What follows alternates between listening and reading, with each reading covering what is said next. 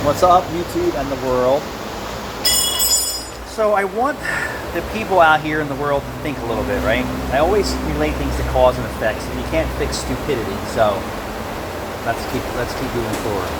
You know, with all these vehicles that have these failures, where does it stem from? Most people who buy new cars keep them for 3 to 5 years, an average.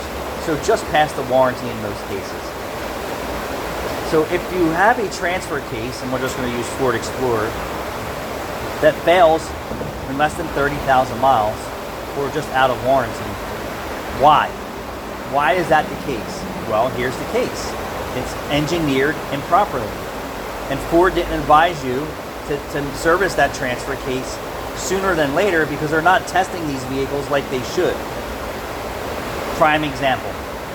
Ford all-wheel drive transfer cases, their differentials are so small and don't only hold so much fluid for the power and demand that these vehicles are under today, they just can't survive. And where does that stem from? Right back from the manufacturer, right back to your dealer service departments on those technicians not saying, hey, service writer, I know this car only has 15,000 miles on it or only has 20,000 miles on it, and this differential should be serviced, or this transmission and trans fluid should be serviced. If the customer declines that, it is on the customer at that point. Same thing with oil consumption, carbon on the valves, carbon tracking on spark plugs.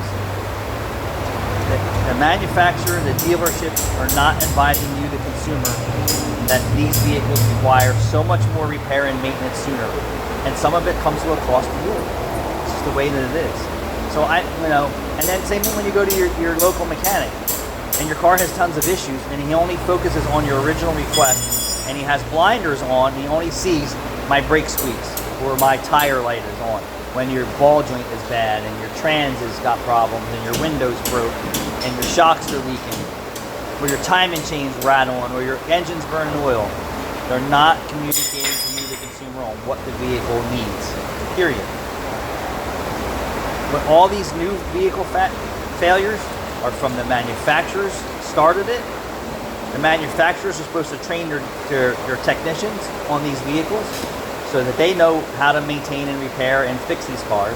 And we're missing a step there. We're missing a step between manufacturer to dealership to the consumer, and then the consumer gets a key on a car that has 0 mileage on how to properly maintain it, and they're not getting that proper advice in the service bay at the dealership. And then you have to find guys like me in the industry, or Ford Boss Me, or Ford Mocha Loco Master Tech, or some of the higher Toyota guys out here, I forget their names, I apologize. These guys know. And they don't work for these companies anymore for many reasons. Probably because they're making more money on YouTube and making more money in their own shops because they are that guy. They are the good guy.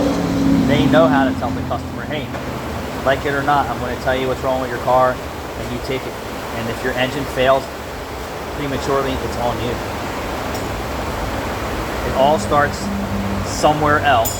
And then how about that customer who buys that car just out of warranty or a lease, and then he gets it and then it's out of warranty and it has all these neglected issues. Think about that.